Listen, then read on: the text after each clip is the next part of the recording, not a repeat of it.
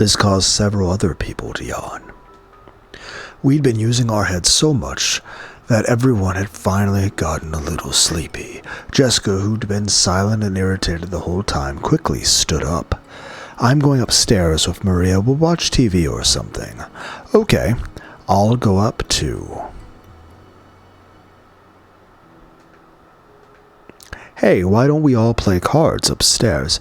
When George proposed this, Maria completely forgot about that big yawn of hers and started jumping around, insisting that she wanted to play cards. According to the clock, it was already 10 o'clock at night. It was already about the time you'd normally take a bath and get ready for sleep. Even the adults seemed pretty weary from traveling. We decided to continue this later and went our separate ways. "Will you play cards with us too, Erica-chan? I appreciate the sentiment. I overstepped my bounds a little, forgetting that I am a simple guest. I'd like to take it easy and rest for the night. I almost forgot I was recently in an accident. Seriously, you're in such high spirits it's hard to believe you almost drowned." Giggle. "That's youth for you. Still, I enjoyed it. I think we've taken a big step in our reasoning thanks to you. If I find the gold, I'll let you have about 1,000,000 yen worth." "Wahaha, can't you at least offer the poor girl 100 million? Gihaha."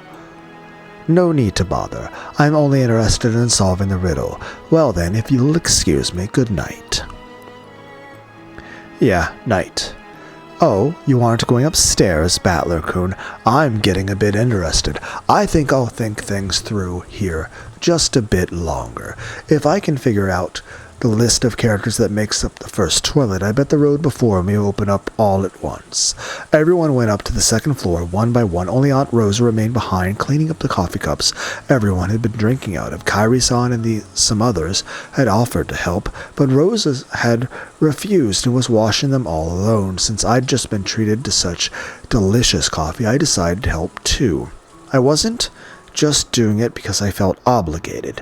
I wanted to keep discussing the epitaph with someone. The first twilight, the first twilight. Aunt Rosa, have you thought of some list of characters or a word? No, I don't have a clue. But instead of the first twilight, it's the 10th twilight that bugs me. The 10th twilight? What about it? Well, at the end here it says you'll receive the Golden Land's 4 treasures, once and for the last time, right? Yeah, it does. Why mention that you're reaching the Golden Land just once, and then say it's for the last time? It's almost as though he's repeating the same thing twice. I've just been wondering whether he had some reason for putting it like that. You're right. Like you said, there's got to be a more straightforward way of saying that. That line should have been a key part of the riddle, where you wouldn't expect the writer to waste words needlessly. Could it have been done for some special purpose? Still, you and that Erica-chan girl are incredible. Your minds really are flexible. I'm already an old lady, and my brain just doesn't work that fast. That theory about the 6 chosen by the key signifying 6 characters to be removed was very impressive. After hearing that, I can't see it as being any other way. But before then, I didn't think it was like that at all. I'm feeling let down by my own dull mind. That's not true. You've got a flexible mind yourself, Aunt Rosa. This last time thing might be really important somewhere down the line. Not at all. My mind's very stiff. Up until now, I've always thought that this first twilight was nothing more than a place 1/10 of the way on the way to the road to the Golden Land. What's that? Sounds interesting. Mind telling me about it? Giggle. After all, in the line before the first twilight, it says, you must travel to the Golden Land, right? The next part describes a journey that lasts 10 days. So I thought the first twilight would be part of the way through that journey. A journey. I see. Then the journey begins, and when you set up camp at the first twilight, you offer the 6 as sacrifices. So where would that place be? How many kilometers or kilometers from the starting point? Sigh. Please don't tell anyone about your aunt's silly ideas, okay? When I first saw that part about attaining to the treasures of the Golden Land, I just assumed it was more of the same. Typically, attaining treasures would mean obtaining them, but I thought it meant reaching or arriving at some place 10 days away from Father's hometown where all these treasures might be found. Are you kidding me? That's a brilliant idea. And the first twilight is the first stop on the 10-day journey. The name of that place might be the key to moving forward. For my 10 days theory to work, you'd have to know both the start point and the end point. I know the start point. I know the hometown Father loved. The place Father spent his time when he was a boy really is far away. But the problem is the goal, the golden land. What does that really mean? If we don't know that, my theory gets us nowhere. I've been stuck at this spot for a long time, but after listening to your reasoning today, I've realized what an embarrassing mistake I've been making. No, I think that's still an interesting idea. A start and a goal, a 10-day journey, and the place reached at the very first twilight. Believe it or not, I think you might solve this one easily, Battler-kun. If you do solve it with your aunt's hint, share some with me. Even 5% would be great. It's a promise.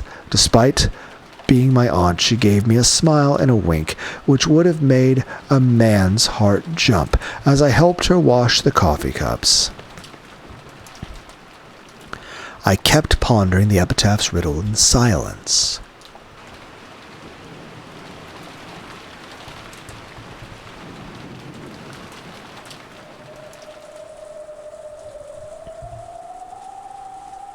After I finished helping Aunt Rosa, I passed through the corridor on my way to the bathroom, and I saw Erica unlocking the door to a room on my path. I thought your room was on the second floor. I figured you'd gone upstairs and fallen asleep by now. I was just searching for something. I thought it might be here. Searching for something? Erica unlocked the door and opened it. A dusty smell drifted out. It was the library. For a library, the gaps between bookshelves were extremely small. This was obviously built for storing books, not reading them. So, it's a book you're searching for. Not necessarily a book, but materials, I guess you could say. There's something I've just gotta look up. You're looking for something to do with the epitaph's riddle. Pretty impressive that you haven't given up yet. Is the 20 billion yen that enticing? I hadn't given up either.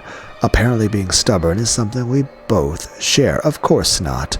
I am only interested in solving puzzles. I search for the gold only to prove my reasoning correct. Even if I found it, I wouldn't pocket it for myself. So have no fears on that score. She immediately cast my comment aside, saying that she just liked solving riddles and had no interest at all in the gold. I've thought she was pretty weird from the start, and it looks like that impression was spot on. Erica slowly circled the bookshelves, searching for the book she was after.